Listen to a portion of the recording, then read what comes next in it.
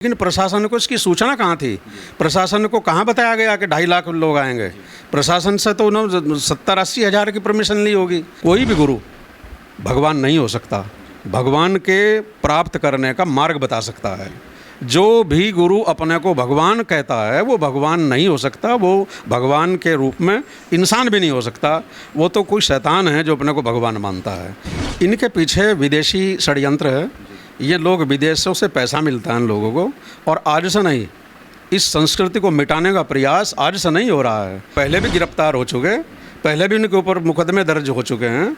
तो इस प्रकार के जो व्यक्ति काम करते हैं, जो एक पुलिस कांस्टेबल से नौकरी छोड़कर, और अचानक ऐसा कौन सा विश्वविद्यालय था जहां उन्होंने एकदम भागवताचार्य की, कथावाचक की उन्होंने शिक्षा प्राप्त की? धर्म का चोला पहनकर कुछ ऐसे आचार्य अपने को कहलाने लगे जिनको ना धर्म का ज्ञान है, ना धर्म से उनका कोई वास्ता है। केवल लोभ और लालच, जनता को गुमराह करना। जब सत की चर्चा चलती रहती पर रमण असत में होता है, तब पथिक कहाँ सत्संग हुआ जब प्रीति असत से हटा ना सके। हाथरस के अंदर इतना बड़ा जो कथावाचक के द्वारा एक आयोजित कार्यक्रम था, उसके समाप्ति के दौरान जिस प्रकार से भगदड़ मची और अब तक कई लोग उसमें घटना में घायल हुए और लगभग 100 से ऊपर वहाँ पर मृत्यु की बात बताई। उत्तर प्रदेश के मुख्यमंत्री स्वयं वहाँ पर पहुँचते हैं, निरीक्षण करते हैं और ये जानने की कोशिश करते हैं आखिर कहाँ चूक रही। हालांकि जो कथावाचक उनके स्वामी जी के अनुयायी हैं, उन्होंने साफ तौर पर कहा कि ये तो प्रकृति का नियम है, दुर्घटना हो गई तो हो गई, लेकिन इसमें अब जांच चल रही है। इसको लेकर के आखिर तमाम जो कथावाचक हैं वो किस तरह से देखते हैं? क्या वहाँ पर जो व्यवस्था थी उसकी कमी रही, या कथावाचक जो थे उनकी कमी रही? आखिर इसी बातचीत करने के लिए हमारे साथ भारभूषण आचार्य जी हैं, उनसे बात करते हैं कि आखिर किस तरह से देखते हैं। सर, बहुत बहुत स्वागत है आपका न्यूज़ 31 में। जी प्रणाम। सबसे पहले न्यूज़ 31 को बहुत बहुत शुभकामनाएँ और बहुत बहुत आपके लिए मंगल कामनाएँ। आपने बड़ा गंभीर प्रश्न किया है और ये श्रवण करके हृदय में बहुत पीड़ा है। अज्ञान के कारण ये सब होता है, चाहे अज्ञान वो कथावाचक की तरफ से हो या जनता जनार्दन की तरफ से हो, कुछ भी हो, बहुत ही दुखद घटना है। और इस दुखद घटना के लिए सबसे पहले तो उन दिवंगतों के लिए मैं हृदय से श्रद्धांजलि प्रभु से प्रार्थना करता हूँ कि वो प्रभु के चरणों में उनको विश्राम मिले। और दूसरी बात, अपने माननीय मुख्यमंत्री जो हमारे धर्म के बहुत ही अच्छे मर्मज्ञ हैं और समर्पित भाव से इस प्रदेश की सेवा कर रहे हैं, उनके लिए मैं हृदय से मंगल कामनाएं और उनको प्रणाम भी करते हैं। ये वो साधु हैं, संत हैं, बहुत बड़े महंत हैं, तो उनकी तरफ से तो चूक होने का कोई प्रश्न नहीं हो सकता। वो तो धर्म के प्रचारक हैं, धर्म के प्रसारक हैं, धर्म के अनुयायी हैं और धर्म को मानने वाले हैं, और धर्म के रास्ते पर ही वो इस देश को चलाने का प्रयास भी कर रहे हैं। तो चूक तो हमारे मुख्यमंत्री से की तरफ से तो नहीं हो सकती। हाँ, आयोजक कभी कभी लोभ और लालच के कारण प्रशासन को पूरी जानकारी नहीं देते। कितना बड़ा पंडाल होना चाहिए, कितनी आपकी जनता है, क्या आपकी व्यवस्थाएं हैं, ये आपको सबसे पहले एक लिखित में प्रशासन को देना चाहिए। आयोजकों की बहुत भारी जिम्मेदारी होती है। जितनी जनता जनार्दन आती है, क्या आपके पास उनके लिए तना सब उनका पर्याप्त आपके पास स्थान है? यदि संभावित कोई दुर्घटना है, क्या आप उनके लिए चिकित्सा का कोई आपने प्रबंध किया है? क्या उनके जलपान की आपने व्यवस्था की है? ये सारा जिम्मेदारी आयोजकों की तरफ से होनी चाहिए। और सरकार परमिशन देने से पूर्व जो एक नियम है, सरकार अनुयायी कितने भी हों, परमिशन देने से पहले वहाँ का सर्वे करते हैं और अपने सूत्रों के माध्यम से वहाँ से सारी इंक्वायरी भी करते हैं। लेकिन वो इंक्वायरी तब संभव है जब प्रशासन को आप सही सूचना देंगे। तो इसमें आयोजकों की सबसे भारी भूल है, सबसे ज़्यादा गलती है। दूसरी बात है, जो वो कथावाचक हैं, मैं पहली बार नाम सुन रहा हूँ, क्योंकि आज इस संसार के अंदर तथाकथित धर्म का चोला पहनकर कुछ ऐसे आचार्य अपने को कहलाने लगे जिनको ना धर्म का ज्ञान है, ना धर्म से उनका कोई वास्ता है। केवल लोभ और लालच, जनता को गुमराह करना, जनता को लोभ लालच में फंसाकर धर्म का मार्गदर्शन ना करते हुए अधर्म के मार्ग पर डालने का काम कर रहे हैं। तो जनता को भी समझना चाहिए कि हम किसके सत्संग में जा रहे हैं। हमारे गोस्वामी जी ने एक बात कही है, गोस्वामी तुलसीदास जी, जिन्होंने रामचरितमानस को अवधी भाषा में लिखा, हमारी सरल भाषा में लिखा।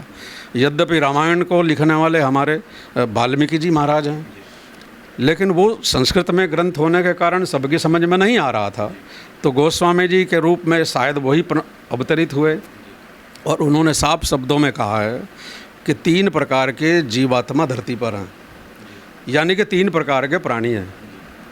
सबसे पहले विषयी, दूसरे नंबर पर सिद्ध, तीसरे नंबर पर साधक।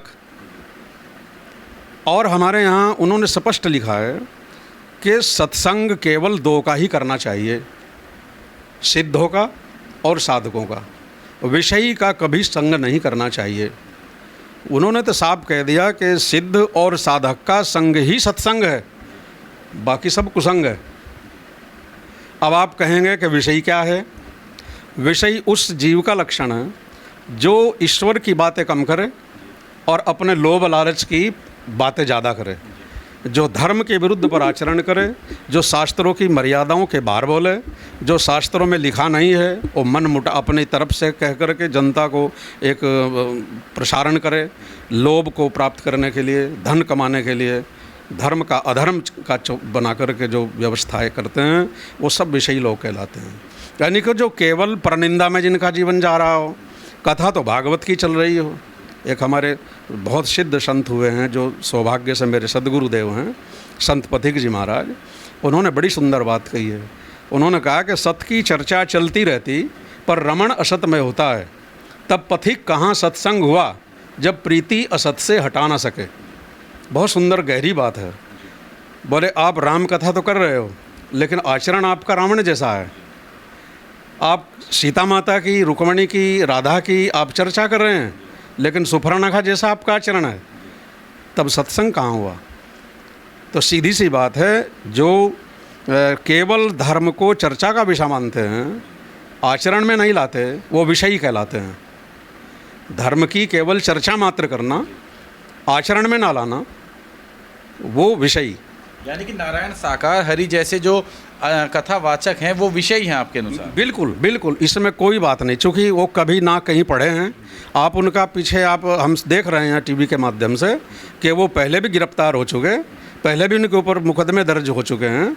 तो इस प्रकार के जो व्यक्ति काम करते हैं, जो एक पुलिस कांस्टेबल से नौकरी छोड़कर, और अचानक ऐसा कौन सा विश्वविद्यालय था जहां उन्होंने एकदम भागवताचार्य की, कथावाचक की उन्होंने शिक्षा प्राप्त की? तत्काल उन्होंने, दूसरी बात, साधु और संत सदैव ऐसी वेशभूषा में नहीं रहते जैसे उसकी वेशभूषा है। तो ये सब चीज़ें जो हैं, इनसे क्या प्रभाव पड़ेगा जनता पर? तो मैं सीधे शब्दों में कहता हूँ, ऐसे तथाकथित जो लोग हैं वो आचार्य कहलाने के योग्य नहीं है। आचार्य उसे कहते हैं जिसके जीवन में, जिसके आचरण में धर्म हो, केवल मात्र व्याख्या नहीं, केवल धर्म को बखान करने वाले नहीं, धर्म का आचरण हो, उनकी वाणी में धर्म हो, उनकी क्रिया में धर्म हो, उनके सोच में धर्म हो। लेकिन वो तो स्वयं को भोले बाबा भी कहते थे, क्योंकि जब उनका नाम पूरा लिया जाता तो नारायण साकार हरि के साथ उर्फ भोले बाबा। मैंने कहा ना, आपको किसने रोका? आप कुछ भी नाम रख लीजिएगा, किसी साधु संत ने नाम दिया हो, या किसी वंश, किसी आश्रम के माध्यम से, या किसी बहुत बड़े आचार्य जी के माध्यम से उनका नामकरण हुआ हो, तो बात समझ में आती है।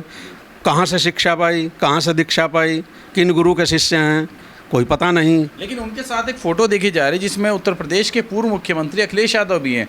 जब वो उनको अपना गुरु या सत्संगी मानते हैं, उनको अनुयायी बनते हैं, तो क्या जनता भी जा रही है? 80,000 की वहाँ पर भीड़ थी, 2.5 लाख से ज़्यादा वहाँ पर जनता पहुँची। इसलिए मैं बताया ना, ये लोग जो होते हैं ये एक प्रकार का ऐसा तंत्र फैलाते हैं कि ये पब्लिक जो है और भोली भाली जनता को ये अपने बस में करते हैं। क्योंकि धर्म के मर्म को जानने वाली संख्या इतनी हो ही नहीं सकती। धर्म के संख्या में तो कम लोग आते हैं, और जो धार्मिक लोग हैं वो अधिकांश अपने घर में बैठकर मंदिर में, अपने आश्रमों में, निकटतम मंदिरों में अपनी पूजा पाठ करते हैं। और रही हमारे माननीय अखिलेश बाबूजी की, भाई वो तो देखो राजनेता हैं, वो तो अपने लिए कहीं भी जा सकते हैं। वो क्या सभी लोग नेता जाते हैं? संभवतः शायद उन्हें भी पता ना हो उनकी सलियत का, और यदि उनको पता ऐसा बात का है कि वो पहले से अपराधी हैं, तो मेरी दृष्टि में उनको भी ऐसी जगह नहीं जाना चाहिए, क्योंकि उनको भी समाज देखता है। यदि वो ऐसी जगह जाएंगे तो जनता भी समझेगी ये सच्चे आदमी हैं, और इसी तरीके से जनता गुमराह होती है। इसी तरह से जनता गुमराह हुई है। वहाँ पर 80,000 की अनुमानित जनता आने की अपेक्षा थी, 2.5 लाख वहाँ पर जनता आ गई है। अब लोग कह रहे हैं कि इसमें प्रशासन की कमी रही। जब आपको पता था कि 2.5 लाख से ज़्यादा व्यवस्था आ सकती है तो आपको पहले व्यवस्था करनी चाहिए थी। आखिर वहाँ पर सुरक्षा के इंतजाम कहाँ थे? ये तो काम प्रशासन का था ना उपलब्ध कराने। नहीं, प्रशासन को काम था, लेकिन प्रशासन को इसकी सूचना कहाँ थी? प्रशासन को कहाँ बताया गया कि 2.5 लाख लोग आएंगे? प्रशासन से तो उन्होंने 70-80 हज़ार की परमिशन ली होगी, उतनी व्यवस्था। अच्छा, प्रशासन वहाँ पर था, वहाँ के अनुयायियों ने प्रशासन की कोई सहायता नहीं ली। हमने टीवी में देखा है खुद कि वहाँ के जो प्रशासन के जो व्यक्ति थे उनको भी वहाँ कार्य नहीं किया करने दिया, तो वो अपने ऊपर बात थी। तो ये क्या रहा होगा इसकी तो हमें नहीं पता है, लेकिन टीवी के माध्यम से हम जब देख रहे हैं इसमें प्रशासन का कोई भी कहीं रोल हमें अच्छा वो नहीं लगता है। गलत, ये केवल आयोजकों के बीच की बात है और कथावाचक के बीच की बात है या जनता के अज्ञान की बात है। तो मैं कहना आपको ये चाह रहा हूँ कि 3 प्रकार के प्राणी संसार में हैं। सिद्ध सबसे पहला होता है। सिद्ध का अर्थ होता है वो प्राणी जिसको परमात्म तत्व की प्राप्ति हो गई हो, यानी कि जो परमात्मा का हो गया हो, मनसा वाचा कर्मणा, जो समर्पित हो भगवान के चरण में, जो सिद्ध हो गया हो, यानी कि जिसको परमात्मा की कृपा का भी अनुभव हो, साथ साथ शास्त्रों का ज्ञान भी हो। ऐसे महापुरुष की श्रेणी में जो सिद्ध लोग होते हैं उनका संग ही सत्संग है। और ऐसे सिद्धों के संत में से दुर्घटना कभी आज तक ना हुई, ना संभव है, क्योंकि उनका वाइब्रेशन, उनका ओरा इतना विशाल होता है कि वहाँ तो सट सुधरई सत्संगति पाई, पारस परस कुधात सुहाई। संतों के बारे में तो लिखा है कि संत दर्शन के मात्र से एक लोहा भी है ना, जिस तरह एक पारस की मणि लोहे को भी सोना बना देती है, तो संत की शरण में जाने के बाद तो दुष्ट से दुष्ट भी संत हो जाता है। यानी कि सर आज 4 जुलाई है और आज बागेश्वर वाले बाबा धीरेन्द्र कृष्ण शास्त्री का भी जन्मोत्सव है। इसको लेकर भी एक बड़ा कार्यक्रम आयोजन किया गया था, लेकिन उसको रोक दिया गया क्योंकि अभी हादसा हुआ है। तो यानी कि उनकी जो सत्संग है फिर तो यानी कि अगर वो क्या वो आचार्य भी नहीं है? नहीं, धीरेन्द्र जी बहुत अच्छे आचार्य हैं, बहुत सिद्ध गुरु के शिष्य हैं। परमादरणीय राम भद्राचार्य जी के वो शिष्य हैं।